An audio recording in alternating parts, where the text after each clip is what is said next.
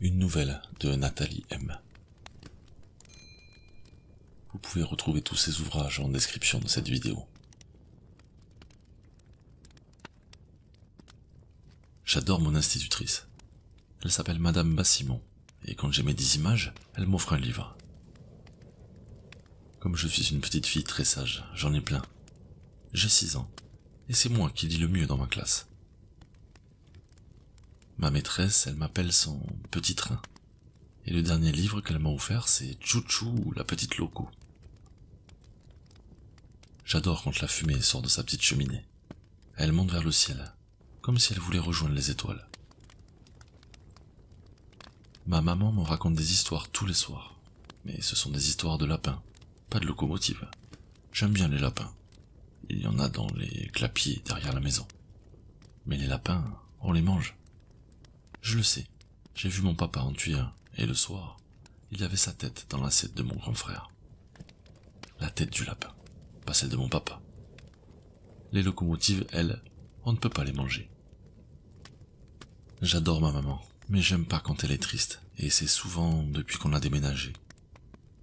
C'est pour le travail de mon papa, mais je vois bien qu'elle se plaît pas ici, et qu'elle n'a pas d'amis. Comme moi. Pendant que ma maman est seule à la maison, moi je suis seul à mon école, et dans la cour de récréation. Ça me dérange pas tant que ça. J'aime bien être toute seule, et puis, comme ça, je fais un peu comme ma maman. Mon papa, lui, il travaille, il joue au tiercé. Parfois il reste des heures assis à la table de la cuisine, à faire et refaire ses combinaisons de numéros. Je ne savais pas s'il gagne, ou s'il perd. Il ne dit jamais rien, mon papa. De temps en temps, il me prend sur ses genoux pour m'offrir ses petits bonbons, en forme de croissant d'orange, que j'adore. Il sent le vin, mon papa. J'aime pas beaucoup ça, et ma maman non plus. Je le sais, je les entends crier la nuit quand je suis couché, et une fois, j'ai vu ma maman changer les draps du lit en pleurant. Je crois que mon papa, il avait fait pipi au lit. Je ne savais pas que ça pouvait arriver aux grands aussi. J'ai rien dit, mais je n'ai plus jamais fait pipi au lit.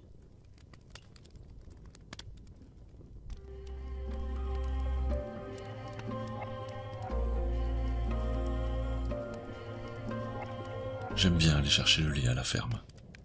Depuis que j'ai 8 ans, j'ai le droit de le faire. C'est pas très loin de la maison, alors je peux y aller toute seule.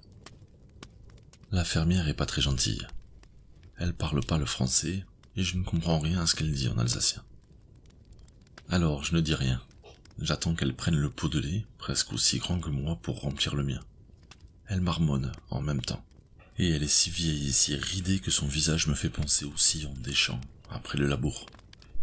Une fois j'ai attendu longtemps que la vieille fermière arrive. Si longtemps que j'ai fini par vouloir me servir toute seule. L'énorme pot de lait était si lourd qu'il est tombé et que tout le lait s'est répandu sur le sol. C'était beau. On aurait cru une marée de lait. Ça faisait des vagues, toutes blanches. La fermière, elle, a pas trouvé ça beau. Elle est arrivée au même moment en hurlant en alsacien. J'ai rien compris, mais je ne suis plus jamais retourné chercher le lait. Les vieilles fermières, ça n'aime pas les enfants et les jolies rivières de lait. J'aime bien la campagne ici. Il y a plein de vignes et d'arbres fruitiers, des collines et des champs de foin, où je peux me faire rouler. Au mois de juin, c'est la fête de la Saint-Jean. Il y a un grand feu au village. Le soir, les grands ont le droit d'aller au bal. Moi, je dois me coucher. Mais je peux quand même regarder le feu, et c'est ce que je préfère. Les flammes montent si haut qu'on dirait des milliers de petits bras qui voudraient allumer le ciel. Mais ça, c'est impossible. Ou alors il faudrait des milliers de feux, brûlant tous en même temps. C'est peut-être comme ça que les étoiles sont nées. Ma maman est très triste ces derniers temps, et je commence à comprendre pourquoi. La semaine dernière, elle a trouvé des tonnes de bouteilles cachées dans le coffre de la voiture. Elle les a toutes fracassées contre le mur du garage du voisin. Il y en avait des vides, mais les pleines ont laissé des traînées toutes rouges sur le mur. C'était joli, c'était comme des flammes, mais au lieu de monter vers le ciel, elle cherchait la terre. Le feu, ça monte, Ça ne descend pas. Et un feu, ça sent bon le bois qui brûle, pas le vin rouge. Mon père cache toutes ses bouteilles un peu partout dans la maison. Je le sais, j'en ai retrouvé dans mon bac à sable. J'ai pas compris tout de suite sur quoi ma pelle en plastique butait. J'ai rien dit, mais je n'ai plus jamais fait de château de sable.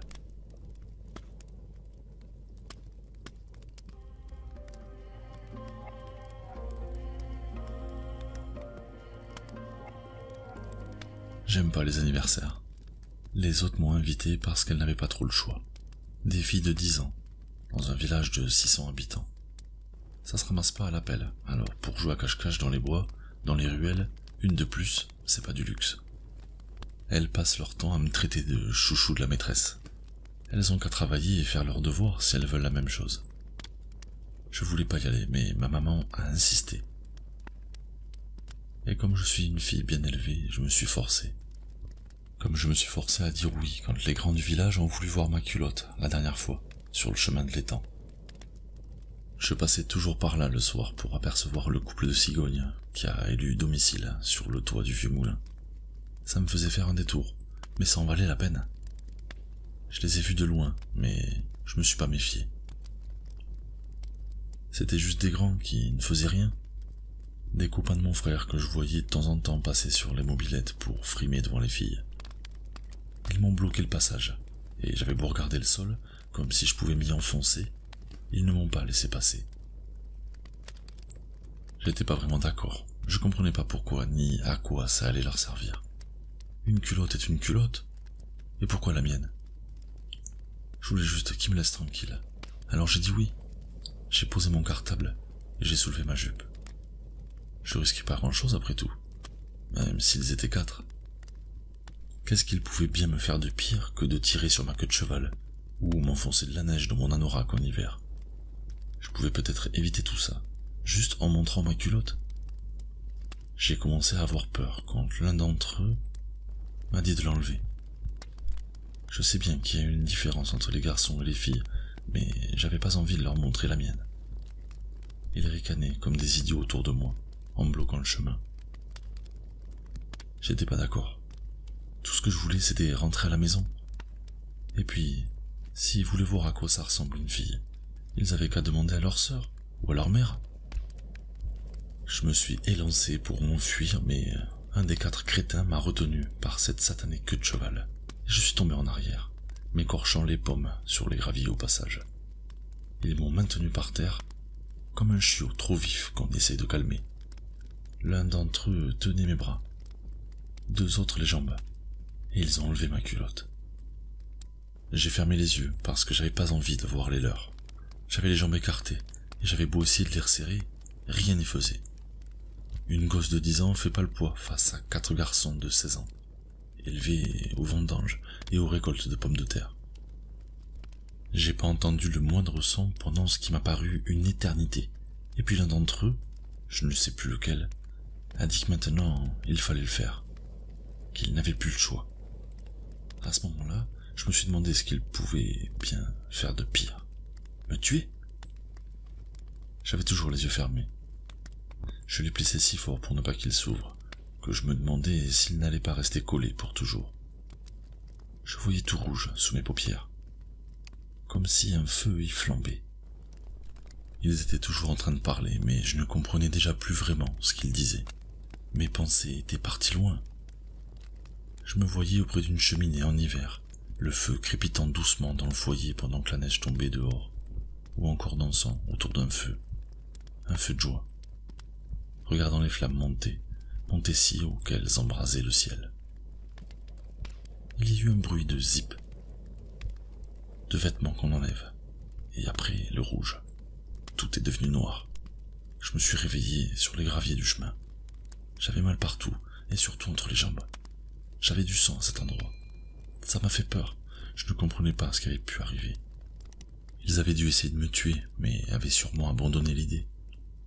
J'ai attendu que mes jambes tremblent moins pour me relever, que mes larmes sèchent, pour que je puisse y voir. J'ai cherché ma culotte, et je l'ai enfilée à l'aveugle. J'ai refermé ma queue de cheval, et je suis rentré, boitant de douleur en espérant que ma maman serait au jardin pour qu'elle ne me voie pas. J'avais trop honte d'avoir accepté de montrer mes sous-vêtements. Elle y était. J'ai rien dit, mais j'ai plus jamais fait de détour.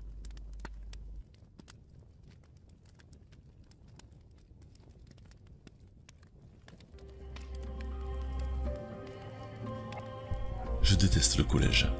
Je déteste mes parents. Les profs sont des abrutis, et dès que je peux, je sèche les cours.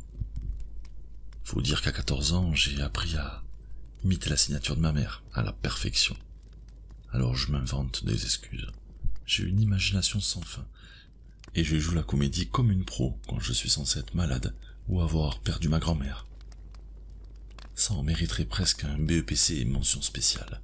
Meilleure actrice. Je vais souvent zoner à la salle de jeu, au centre-ville. Des tas de garçons y traînent aussi, et comme je me suis fait une réputation de fille facile, ils sont toujours assez contents de me voir. Je roule des pelles comme personne entre le baby-foot et le flipper. De toute façon, ma mère, elle s'en fout. Elle se pointe même pas aux convocations qu'elle reçoit du principal. Elle est bien trop engluée dans sa petite et triste vie. Mon père, depuis sa cure, il boit plus une goutte d'alcool, mais il a dû oublier qu'il avait des gosses. J'ai pas le droit à un seul regard, avec mes notes et mon bulletin. C'est de la science-fiction pour lui. Je lui pique tout le temps des pièces dans son portefeuille pour acheter des clopes. Il se rend même pas compte, ou alors il s'en cogne.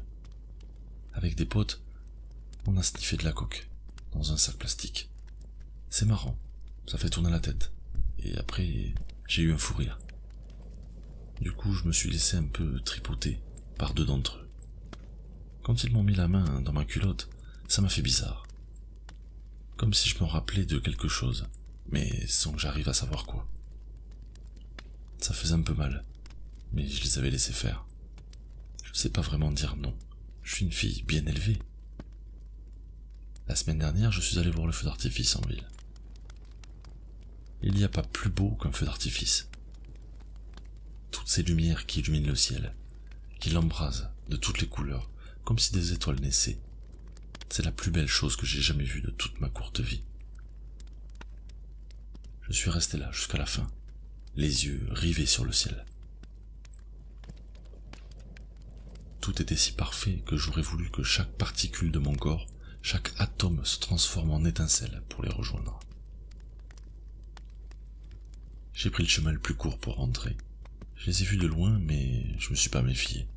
C'était juste des mecs qui traînaient, des potes de mon frère qui passaient leur temps à frimer dans leur caisse, histoire d'appâter les filles à coups d'accélérateur.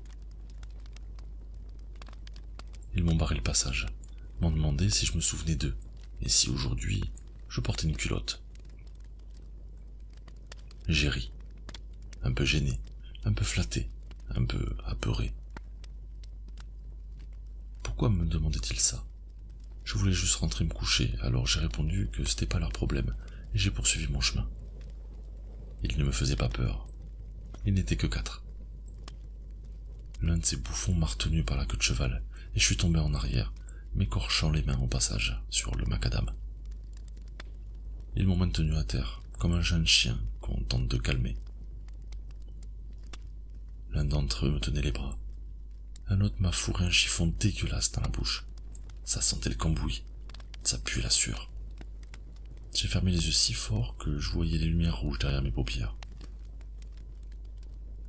Et puis, je n'ai plus rien vu. Je crois que je me suis évanoui. Quand j'ai émergé, j'étais couché dans la ruelle. J'avais mal aux jambes. Tout mon corps avait mal. Je brûlais de l'intérieur. J'étais une torche, une flamme géante qui allait tout consumer sur son passage. Je me suis relevé péniblement, les jambes tremblantes, des larmes séchées plein les yeux. Le cerveau et l'âme en cendres, et je me suis mis en route vers la maison, espérant que ma mère soit couchée pour qu'elle ne me voie pas. Elle l'était. J'ai rien dit, mais j'ai plus jamais pris de raccourci.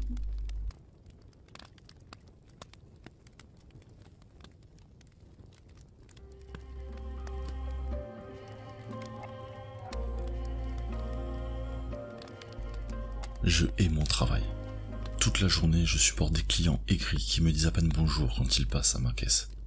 Scanner, encaisser, sourire. Bonjour, s'il vous plaît, merci. Au revoir. Heureusement que je suis une fille bien élevée. Chaque jour, je vois passer tout le menu de leur triste vie.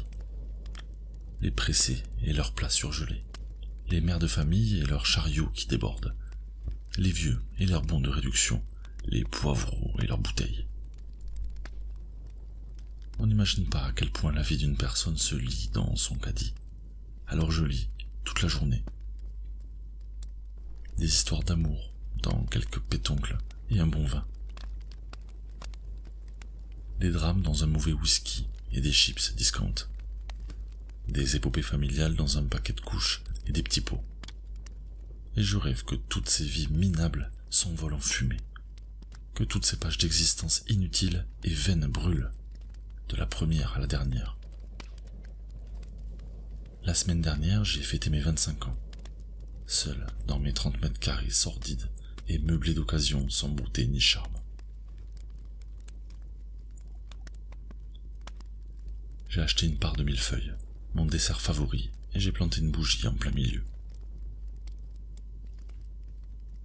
J'ai fait un vœu en soufflant, mais je ne peux pas en parler. Il ne s'exaucerait pas. Depuis quelque temps, je sors discrètement des tas de choses du magasin où je travaille. J'ai fait une liste qui me semble exhaustive. Alcool, acétone, diluant, journaux. Tout mon stock est entreposé dans ma chambre. Je crois que je suis prête. Il faut dire que je prépare ça depuis un bon petit moment. C'était il y a 6 mois. Précisément. Je rentrais chez moi et j'ai vu le camion de déménagement. Je ne me suis pas méfié, mais dans les escaliers, je les ai reconnus. Ils étaient là, tous les 4. J'ai rasé les murs autant que possible en regardant le sol. Comme si je voulais qu'ils m'avalent, mais ils m'ont vu, j'en suis sûr. C'est pour cette nuit, le plus beau feu de la Saint-Jean, mon feu. J'ai imprégné tous les journaux. J'en ai disséminé sur tout leur étage et devant leur porte. Le feu commence à bien prendre. C'est fou comme l'acétone est inflammable. Les flammes ont déjà commencé à attaquer la porte. Bientôt, elles vont entrer pour tout nettoyer, tout purifier. Je voulais sortir pour admirer le spectacle, voir le ciel s'embraser, les étoiles briller. Mais je crois que je vais rester pour regarder. Ne rien dire, et ne plus jamais